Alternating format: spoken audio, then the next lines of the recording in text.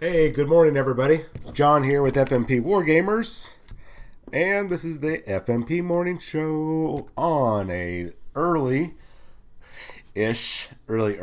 not really, morning here on, what is it today? February 3rd, man. It's already February, guys. Can you guys believe that? I mean, just a week ago was LVO. Good morning, Texas Wargamer. Just a week or so ago was well, not last weekend. Yeah, well, basically a week and a half ago was Las Vegas Open, and man, we just had the Super Bowl yesterday. Big shout out to my Kansas City Chiefs. I'm originally from Ohio, but I spent only like 10 years there when I was a kid. But most of my time, my life was there in Kansas City. So of course I got to always go with the Cleveland Browns. Always are going to be the best, absolute best team out there. But big shout out to my second hometown team. I know I'm in Houston now, but they're not my hometown really anymore. I don't know. Anyways, big shout out to the Kansas City Chiefs. Well deserved run. You guys have did a fantastic job. Well deserved, and hopefully the Browns will pull that out next year, as we always say with the Browns, next year. Next year. Good morning. Happy Monday, Tiska. Good morning, Grandpa and Nam. Well, welcome to the show. I've got some news. I got some rumors. And I'm sure I got some other stuff here. The rumor is blah. But we're going to talk about it. I mean, it's pretty bad. But we're going to talk about it anyways. Um, I mean, it's a good rumor, but it's kind of a blah rumor. If you guys did not, well, you guys probably not aware because I haven't announced it yet. I am going to slow down the number of shows that we do every day or during the week. I'm going to be doing Mondays, Wednesdays, and Fridays. I'll get it updated on Facebook. I'll get it updated on Twitch with our little calendar under our Twitch feed. And basically, right now, I'm finding that there are some weeks where my flow of information is very stagnant, like very, very bad. So, and I find myself just having to chit chat about stuff. So, I'm going to drop it down to 3 days a week. That will allow me to build up some information for you guys, hit you with an overwhelming wave of news and rumors, leaks, whatever chatter is going on out there. We'll talk about it. But that'll at least give us a nice breathing room. So we got a lot to talk about. The only exception would be is if there was some earth-shattering, groundbreaking news that would happen. We're just going to then I'll jump on the show right away, especially if somebody sends me some leaked information that no other site has just yet. And I'm like, oh my God, we got to talk about this right now. Unless that happens, we're just going to do it the 3 days a week, Monday, Wednesday, Friday. And we'll see how this goes for a week, see how I feel about it. And then we'll go from there. Hopefully it'll do well. And that won't put too much stress on me. And that means that you guys won't have to jump on a show where I'm doing just a lot of complaining or bitching about the tournament scene or this or that or whatever, or giving my opinion on certain things. So even though it sometimes can be amusing, I'd rather be able to give you guys a lot of substance in the show, so you guys essentially get your money's worth. Not that you're really paying anything, I don't think, for this, but just so you're not wasting time and effort. So as I somewhat predicted, I think it was still predictable, we knew that the Greater Good Psychic Awakening 5 was going to be coming out very likely coming out in February, I should say. And I said it was going to be probably mid to late, and so it's going to be mid. It's going to go on pre-order this Saturday. That was one of the Saturdays I predicted. I think that's the 7th, or is it the 8th? I always get my days mixed up. 8th, for a release on the 15th. So, cool. No, it's no biggie. But so I was happy that that is happening, and I'm very happy that they've added more factions, and I think we'll see that going forward, since we're down to X amount of factions left. We still might see a faction in the what do you call them? In the Saga of the Beast next month, it is a good possibility that we might see Death Watch in there, since it is Space Wolves fighting orcs. That is a Xenos army. We only have 3 Xenos factions that are left after this book. We know that the Necrons are out there, the orcs, and the Harlequins. So I don't know. I still think that we might see Harlequins, Necrons, Death Watch, and Sisters of Battle all in one book. But there's nothing saying that Death Watch couldn't show up in Saga of the Beast. We'll see. It's definitely possible. I just don't know if we're going to see that or not. It's very, very unpredictable right now. This whole Psychic Awakening, some of it seemed very logical, like, oh yeah, this is going to be these 2 armies or these 3 armies together. That makes sense. Other times we're just like, what the F is that? Why would you pair these 2 up? That, which, there are a lot of people were saying, hey, dude, it's definitely going to be Death Guard and Tau and Gene Stealer calls, and I was like, what the F are you talking about, man? That makes no sense. That was literally one of those that made absolutely no gosh darn sense whatsoever. And I'm glad it didn't pan out, because I think that would have been a bad book, to be honest with you. I'm glad it's going to be Astra Militarum, Tau, and Gene Stealer calls. There's a lot more sense involved there than the Death Guard. So let's take a look. This popped up yesterday. What's coming out next week? Some of it's really cool, obviously.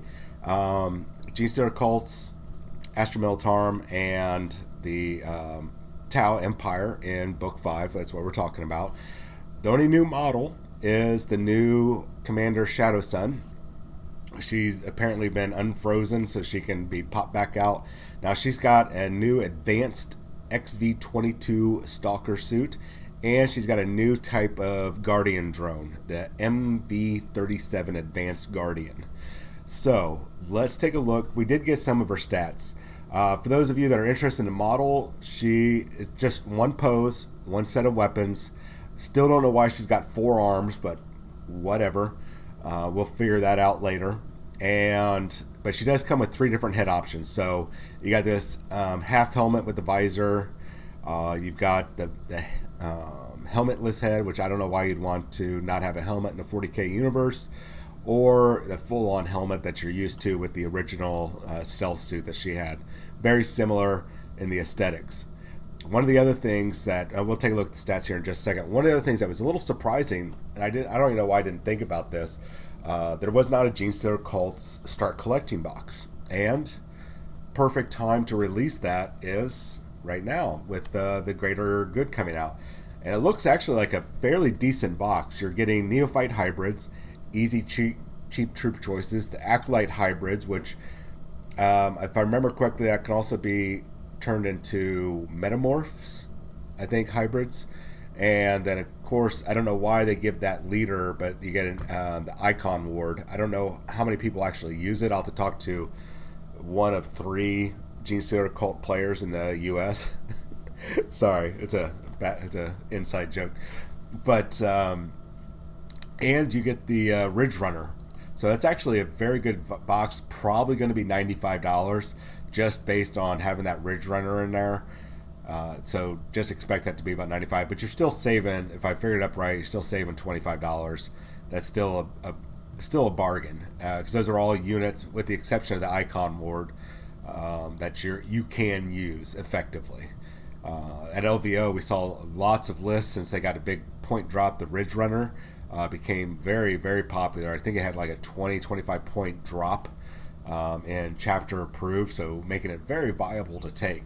I actually had one person came in and bought 5. Another person came in and bought, I want to say 9. I could be wrong on that, but I want to say 9.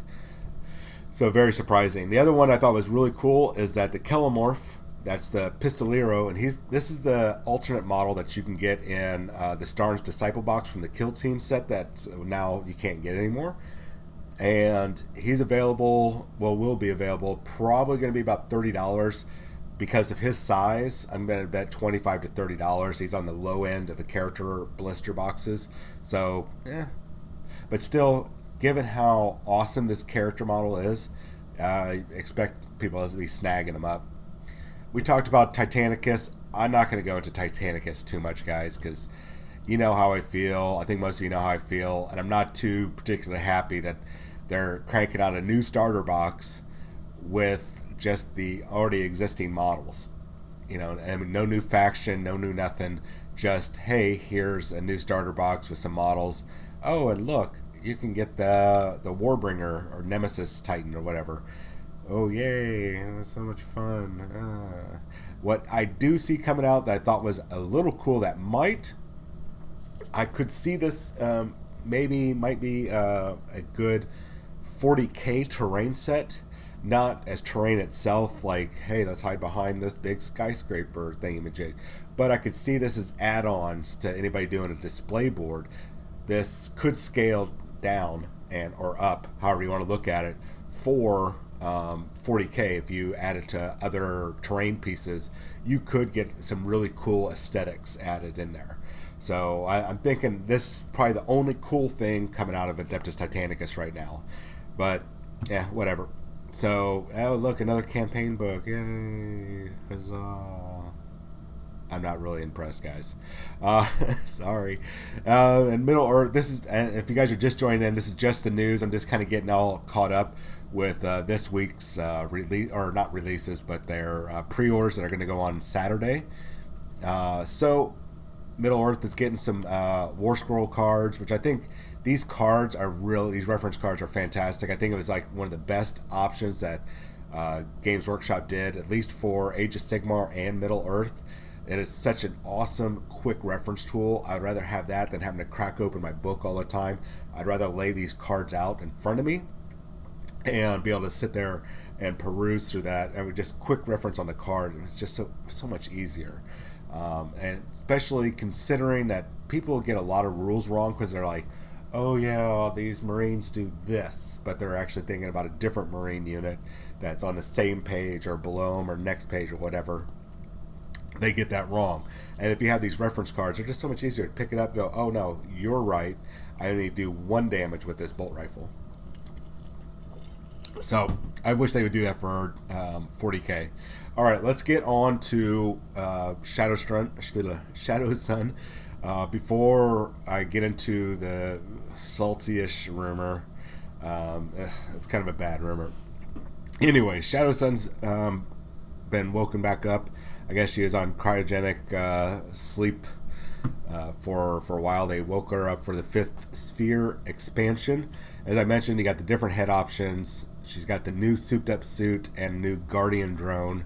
I don't know what the command and control drone does, but we'll find out really soon. Now,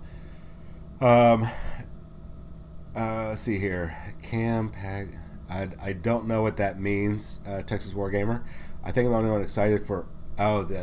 yeah, probably. You're probably the only one on the show right now that are excited for the unit cards. You know, the Lord of the Rings, the Middle Earth game, is a tactically and well-placed strategic game, well made, and I really like the gameplay.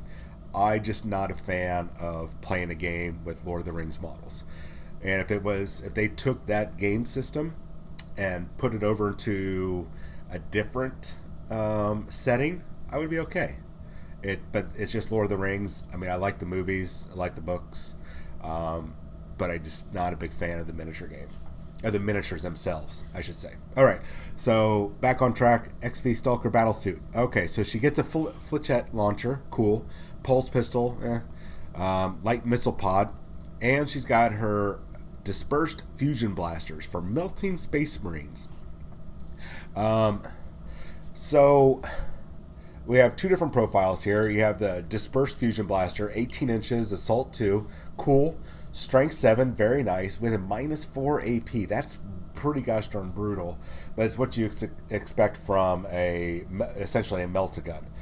What I like is, I don't know how much different this is from the regular version that she has now, but D3 damage is, I hate the random damage like that, D3 or D6. I'd prefer like a flat damage, but if you are within half range, you get to roll an additional D3 and choose the 2. Choose whichever one you want to do. Discard one of the dice. And I'm glad they don't say discard the lowest, discard one of the dice. And there's a reason why, is because maybe you might not want to, there could be a reason why you don't want to kill a model. Especially in Maelstrom games or whatever, where you need like a hero might have to kill another hero. So you want to, or something like that, and you need to get a model down in wounds. So you might want to go for that lower wound for some reason. I think it's just, it's going to be a very niche, very selective type of circumstances that you're going to want that. Most of the time, you just want to wipe the model off the face of the planet. All right, so then we have the high energy fusion blaster, 24-inch range, only assault 1, strength 8, -4, d6, and the same thing. If you're within 12 inches or the half range, roll an extra d6. You get to discard one of the 2 dice. So that's I like that it's not reroll. It still has like the Melta rules, so you have the option of going, okay, I rolled these both dice. They're both shit. I rolled 2 1s or 1 damage on them. I can still use my command reroll. That's what I like about the Melta style weapon. So really cool. The advanced Guardian drone, the MV62, not her old 52, that gives a 4+ invulnerable save. Once again, I'm not sure if that's what she had before. I'm assuming so. But I like that when a Tau Empire model would lose a wound while within 3 inches of this model, roll 1d6. On a 6, that wound is not lost. That's a cool little boost. I don't know how often that will come into effect. 3 inches is a pretty short range, but I still think that's really cool. She should be on a 40 millimeter base, possibly a 50 millimeter base, but that's still a nice little boost to have. Once again, I'm not sure. I'm not very familiar with the Tau. I just recently got the Tau Empire Codex. I'm grabbing all the codexes so I can go through and do a better job of explaining stuff. And I have not finished reading the Tau one yet. I got the Tau and the Genestealer Cult at the same time. And then she has Supreme Commander. Now this is a cool rule, and I think we'll probably see, depending also on if there's a point increase for her or whatever, which I know that the chapter approved had any adjusted points. But with this book coming out, she'll have her rules in the book, and that will tell us how many points she is now with her new upgraded form. That old point cost is based on her old form. This is the new version, so you're going to have to act accordingly with whatever her new points are. Hopefully it won't be a game breaker where people are like, oh, she's priced just too effing high. But with this Supreme Commander ability, I think that she might be worth it, depending on the point cost, mind you. So Supreme Commander's model can be included in a Tau Empire detachment without preventing other units in that detachment from gaining a Sept Tenet.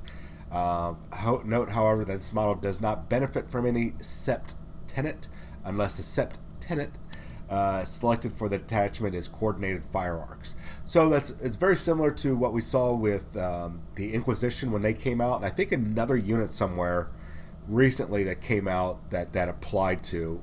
Don't quote me on that, but I feel like something else just came out recently where it did not hinder them being in a different type of detachment. So awesome that now we'll probably see her pop up. So it also depended on what her I don't know if that's her warlord trait or if that's probably her warlord trait, I imagine.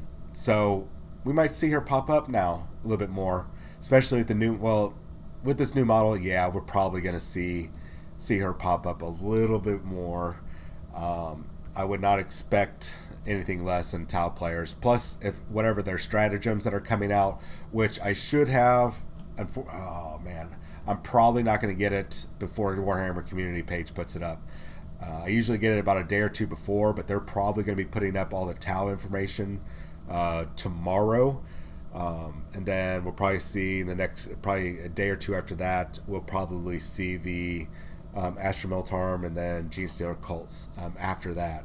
So if I can get any of that information before GW puts it out there, I will definitely do a quick show, put it out there, let you guys know about it.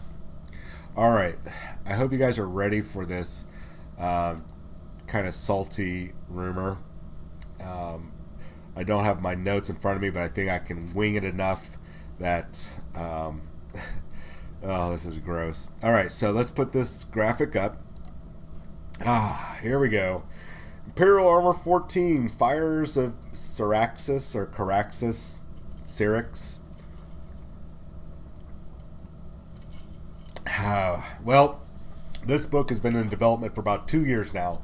It was supposed to be released in 2018, and then they stopped for some reason.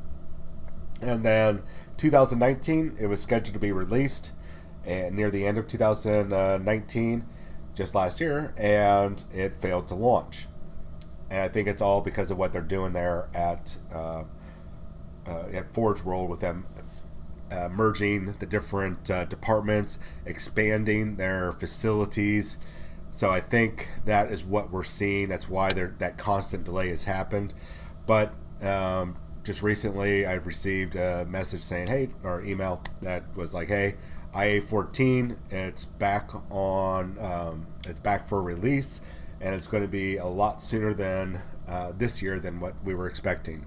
Because actually, last year, I think we were supposed to have it by fall of last year. I totally forgot about it. Totally drew a blank, and it's my bad. It was just one of those that we're not going to see it. So those of you not familiar, about 2 years ago, I think it was 2018, could have been 2007, late 2017, but I'm pretty sure it was beginning of 2018.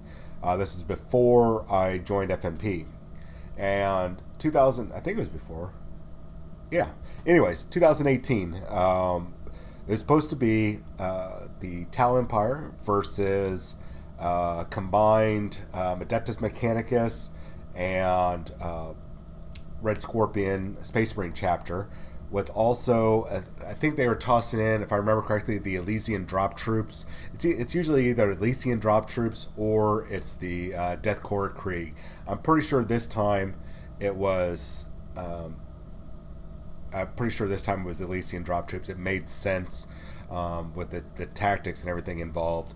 So, some of the news or rumors that we had received kind of centered around initially that I had gotten last year, and now I can talk about this year, is that there's more factions involved than what we originally thought.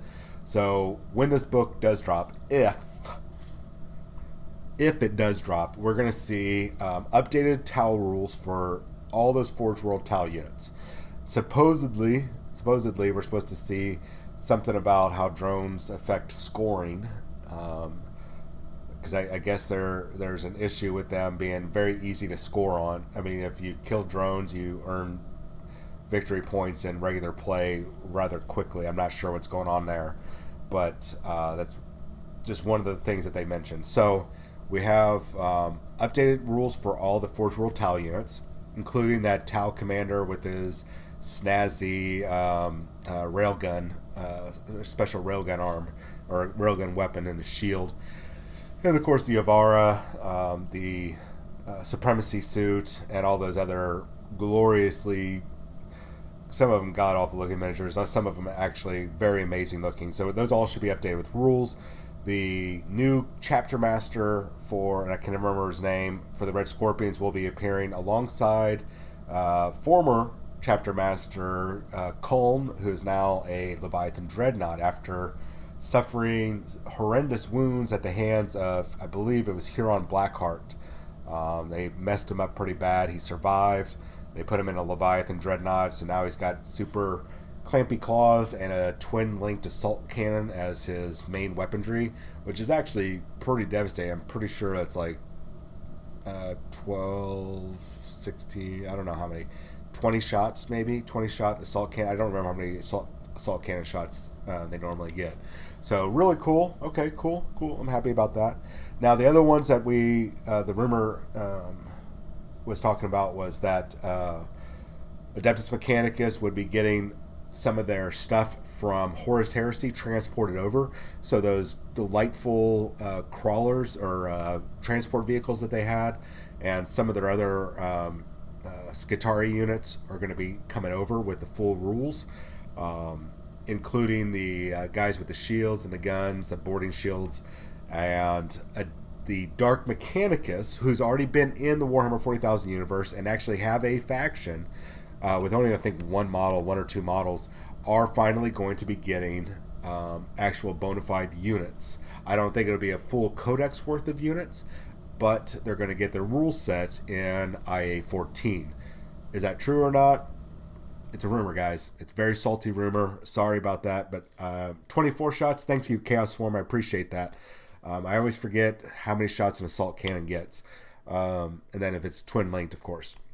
So Dark Mechanicus supposedly are going to be having rules in IA 14. Now, what I'm going to be suspecting is that it won't be a whole bunch of units. It'll probably be, hey, here, if you want to run a Dark Mechanicus faction, then it's going to be very similar to how they currently have the rules for the Adeptus Mechanicus, where you have the different Forge Worlds. That there'll probably be a Forge World tactic, if you will, that I forget what they call them, but just doctrine maybe, or tactic, that will be that'll be make you Dark Mechanicus. So you get all the benefits of that, stratagems, the whole kit and caboodle. Probably have a named character, whatever that named character is they got on there. They'll probably toss in the other units, the Negavolts, I think, the ones from Blackstone Fortress. They look kind of like the brand new, gosh darn it, what do you call them? The Arcoflagellants that just came out with the Sisters of Battle, but they have a whole bunch of electrodes and other stuff on their body. They're okay looking, but those will probably appear too, or you'll have updated rules, or they'll be, hey, you can take 0 to 6 of them or whatever. So that rumor is saying that there's probably going to be a Dark Mechanicus in there, and that my guess is that it's going to be along that chapter tactics line, or that pick a Forge World. Boom, your Dark Mechanicus. You still use the Adeptus Mechanicus book, but now you're considered Dark Mechanicus. Seems like the easiest build for them to do. The other thing that that the rumor was talking about was that we're going to see the Inquisition in there, and I already mentioned Astro Meltar, the Inquisition, and possibly Gene Stealer cults. The Gene Stealer cult one was it just said possible Gene Stealer cults. It's very weak. I think they were just kind of predicting, since the not IA 5, the Psychic Awakening 5 was coming out, the Greater Good, that they were just like, oh, this is all going to come out at the same time. I don't think so. I think that's just them speculating and putting, instead of them going question mark after, the Gene Stealer cults in the book, they just like putting that in there. I don't know, from my interpretation, or just maybe they're trying to see what I would say. I don't think Gene Stealer cults will be in there, because there's going to be so much in this book. And also Forge World currently has nothing set up for Gene Stealer cults in their line of models. There's nothing in there for them, so wouldn't make sense for them to be in there. They only want to have this book would only be sent around primarily the models that they have available. So I would not expect Gene Stealer cults to be in there, but I do see them putting in probably Inquisitor Locke, or probably Inquisitor Locke, if anybody, or just some random named Inquisitor that they won't have rules for. So anyways, this book has also said it's supposed to have updated stratagems, which I'm a little iffy about, but I don't think it's going to happen. I don't think there's going to be updated stratagems for any of these armies. I know it's bullshit. I mean, it sounds like, some people are like, oh, that's bullshit, we should be seeing that. Yeah, it would just overbalance, because this would be the first Imperial Armor book, and they go, hey, here's Space Marine, more Space Marine stratagems, here's more Tau stratagems, more Imperial Guard stratagems, and everybody else will just be table flipping, freaking out, like, why don't we get them? Why are they getting them? It's always Space Marines, forgetting that Tau and the Imperial Guard would be getting them or Adeptus Mechanicus would be getting them as well. But screw them. Space Marines got a gosh darn other upgrade. So I don't think there's going to be stratagem in there. I don't think there's going to be relics like what we're seeing right now, or warlord traits. Anything updated rules like that I could see as probably one of two things, or probably both, is we'll see an updated chapter tactics, and probably a special warlord trait, everything updated for the Red Scorpions. I could see that being updated. since we know that their Games Workshop is now handling all the Forge World rules. And I could also see whatever this Tal Sept is, whoever this commander is, I could see them giving him a special warlord trait. It's an easy thing to do. It'd be tailored to him as a warlord. And I could also see them going, hey, this Sept has this special ability. They don't have any stratagems. They just have this special ability, just like chapter tactics, that sort of thing. I could see that happening as well, but I don't really predict it on the same level we're seeing Psychic Awakening. I don't see them over playing their hand or tipping the balance of rules writing with the Imperial Armor books. And that's even if this gosh darn book drops. I'm skeptical. I'm going to be honest. I'm skeptical.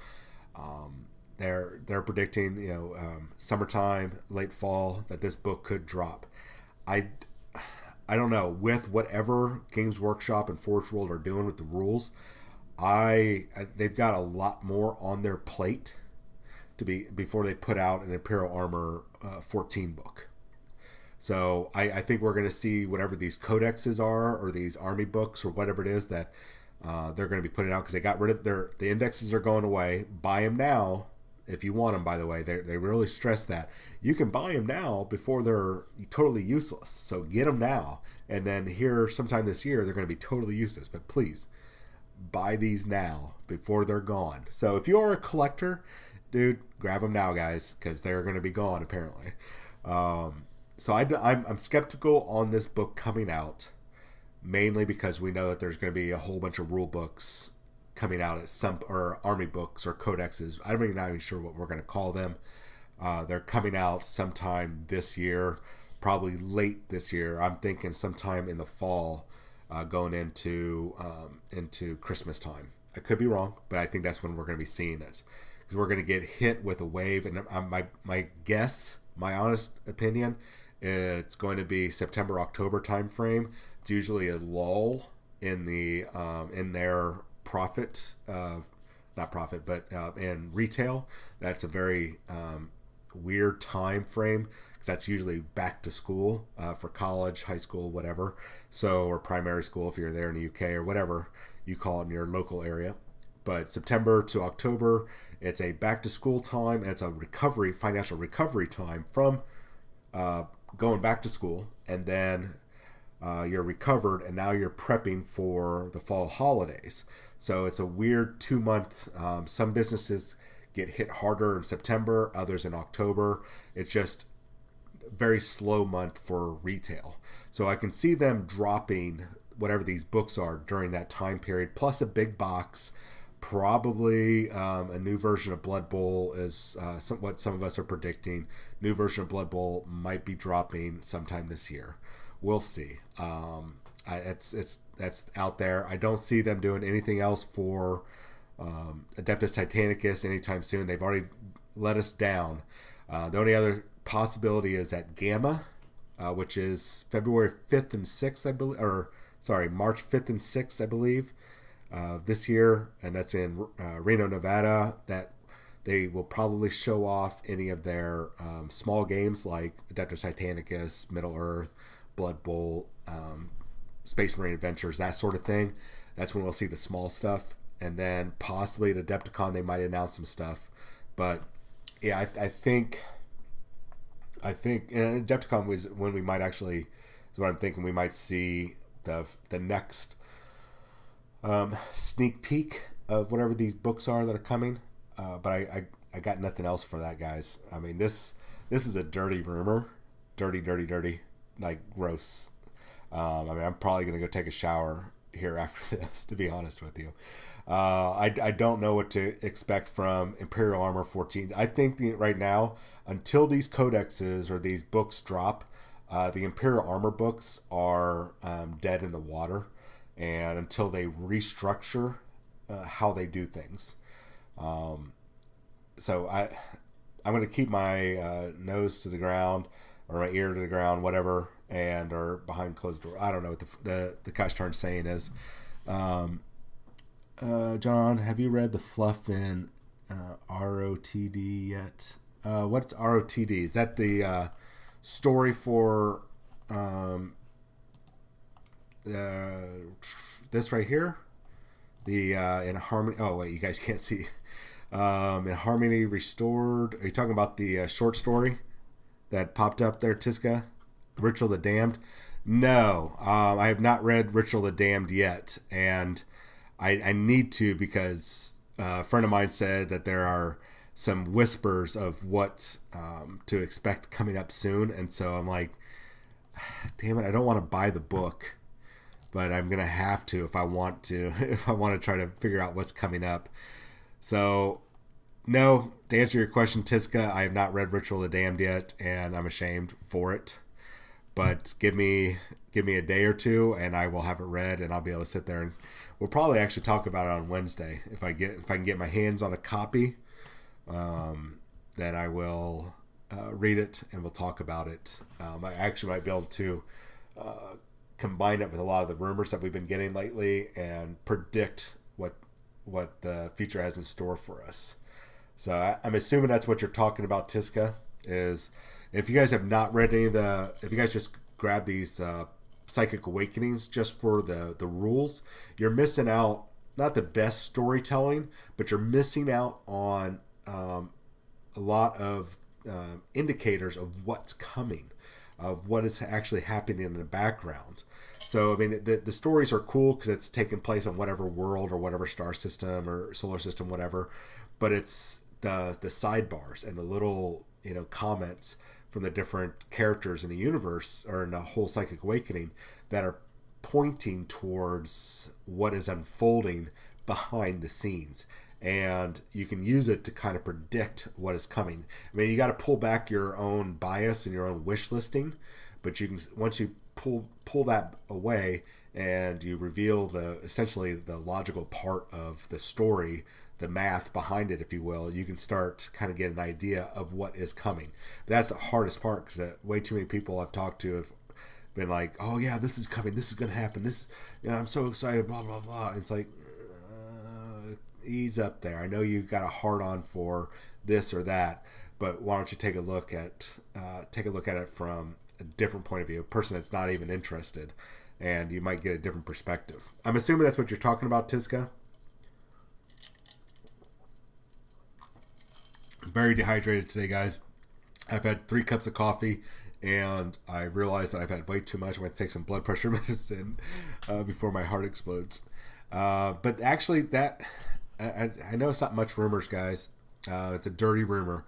I don't like giving you guys dirty rumors. I really don't. But no, I hate doing that. But that's all I had was that dirty, nasty, gross rumor. And no offense to my friend who passed it on.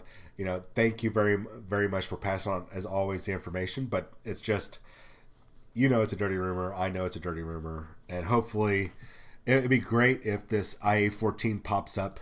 But I don't. My personal opinion, we're not going to see it anytime soon. I think we're going to see the codexes happen first before we see the first Imperial Armor book.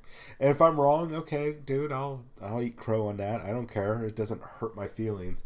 I'm just saying that the current window of releases is going to them be for 40K. Is going to be them finishing out IA4 or not IA. God dang it, Psychic Awakenings.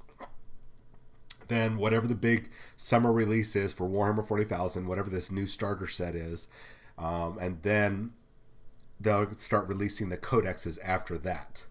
So, and I think they're going to be doing the 2 codexes probably a month, and then it'll be probably like 2 codexes, then 1, 2 codexes, then 1. We'll be seeing it alongside those box sets. Very similar to how they're doing, as I said before, with Age of Sigmar. They've done 3 box sets in 2019, and each of those 3 box sets, they did 2 army releases with new cards, new books, new models, piggybacking each of them. And I think that's what we're going to see with Warhammer 40,000. It has worked very well for Age of Sigmar, record sales for Age of Sigmar in that department. So why not use that same strategy for Warhammer 40,000? I think we might see it. All right, Tiska, I'm going to read up on the Ritual of Damned. If you have some particular insight, man, send me a message. And especially if there's any particular part you want me to read, I'm going to read the whole thing. But if there's one part you want me to focus on, I will definitely do that. later today or tomorrow whenever I can get my hands on a book. I'm going to try to get that today. But for the rest of y'all, unless there's something ground shaking, earth shattering that pops up tonight or early tomorrow morning, we will not have a show on Tuesday morning. We'll have our show on Wednesday morning. If there is going to be a Tuesday show, I will give you guys as much advance warning as possible on Facebook, and you'll get a notification if you have subscribed either on Facebook or not Facebook, on Twitch or on YouTube. I will have you guys taken care of. You should get the notification email. If you're not getting those, I don't know what to do. You might need to check your settings to see if you are getting those notifications. All right. So I'm going to get going here. You guys have yourself a wonderful Monday. And it is, I always say, always start your week off, especially if Monday is the beginning of your week. Just have a great Monday. Don't look at it as like, oh my God, it's the start of another work week. It's the start of another week that you earn money to support your hobby and, of course, your family and your lifestyle and all that jazz. But you get to another week that you get to support your hobby. You get to participate in your hobby. And, man, another day you're alive and free. Hopefully you're having a free time. You're free from imprisonment or whatever. Because if you're watching a show and you're not free, then I'm not sure you'd be watching this. But I'm digressing here. Anyways, have a wonderful Monday. It's a great start for a new week. Just